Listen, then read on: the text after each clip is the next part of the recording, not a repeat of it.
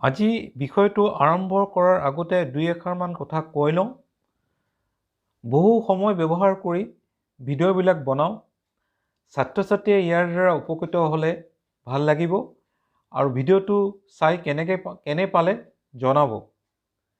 আৰু ভিডিঅ'টো like, comment, share আৰু ছাবস্ক্ৰাইব কৰিবলৈ নাপাহৰিব। আজিৰ প্ৰশ্নটো লৈছোঁ পাঠ্যপুথি প্ৰাকৃতিক ভূগোলৰ বুনিয়াদৰ পৰা। চেপ্টাৰটো হৈছে বিষয় হিচাপে ভূগোল বিজ্ঞান। প্ৰশ্নটোৰ উত্তৰ অলপ দীঘলীয়া, 150টা শব্দ লিখিব লাগে। প্ৰশ্নটো হৈছে, তুমি তোমাৰ চাৰিওফালে প্ৰত্যেক দিনে লক্ষ্য কৰিছা যে প্ৰাকৃতিক আৰু সাংস্কৃতিক ঘটনাবোৰৰ সদায় পৰিৱৰ্তন ঘটি আছে। সকলোবোৰ গছ-গছনি একে জাতৰ নহয়। তুমি দেখা সকলোবোৰ চৰাই আৰু জন্তুবিলাক বেলেগ বেলেগ। পৃথিৱীত ভিন ভিন উপাদানৰ সমষ্টি দেখা যায়। তুমি এতিয়া যুক্তি সহকাৰে ক'ব পাৰিবানে যে ভূগোল বিজ্ঞানে ঠাইৰ পাৰ্থক্য অৰ্থাৎ এৰিয়েল ডিফাৰেঞ্চিয়েশ্যন অধ্যয়ন কৰে? মই প্ৰশ্নটোৰ উত্তৰ দিবলৈ চেষ্টা কৰিছোঁ। তোমালোকে অলপ যত্ন কৰি ভালকৈ নোটটো বনাই ল'লে ভাল হ'ব। এতিয়া আহিছোঁ মই প্ৰশ্নৰ উত্তৰলৈ। ভূগোল বিজ্ঞানৰ সংজ্ঞা হৈছে পৃথিৱীৰ উপৰিভাগৰ অধ্যয়ন। ভূগোল বিজ্ঞানে পৃথিৱীৰ উপৰিভাগৰ ঠাইৰ পাৰ্থক্যবোৰ অৰ্থাৎ এৰিয়া ডিফাৰেঞ্চিয়েশ্যন বিষয়ে অধ্যয়ন কৰে, বৰ্ণনা কৰে আৰু ব্যাখ্যা কৰে। এই সংজ্ঞাটো আগবঢ়াইছিল বিখ্যাত ভূগোলবিদ ৰিচাৰ্ড হাডছনে। এই সংজ্ঞাটোৰ পৰা আমি উপলব্ধি কৰিব পাৰোঁ যে ভূগোল বিজ্ঞানে ঠাইৰ পাৰ্থক্য অধ্যয়ন কৰে।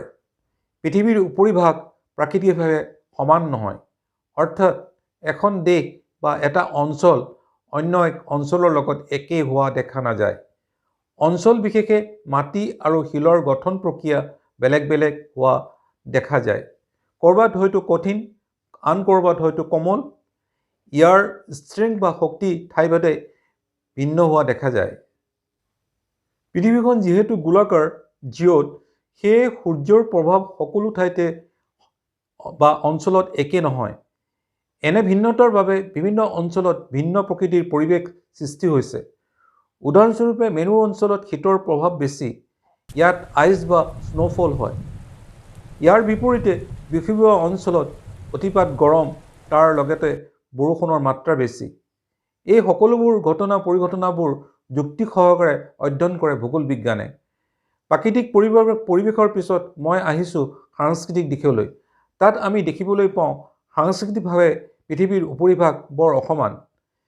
পৃথিৱীৰ এনে বহু ঠাই আছে য'ত মানুহৰ বসতি আছে, আন ঠাই বহু আছে তেনে বিস্তীৰ্ণ অঞ্চলবোৰত এজনো স্থায়ী বাসিন্দা বসবাস কৰা নাই।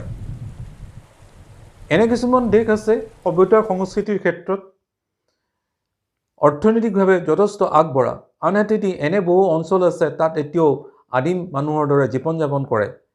তোমালোকে মন কৰিবা পৃথিৱীৰ উপৰিভাগত দেখিবলৈ পোৱা এনে পাৰ্থক্যবোৰৰ বিষয়ে ভূগোল বিজ্ঞানে সুন্দৰভাৱে বৈজ্ঞানিক দৃষ্টিভংগীৰে আমাক বিতং তথ্য দিবলৈ সক্ষম হৈছে। তো ভিডিঅ'টো ইমানেই।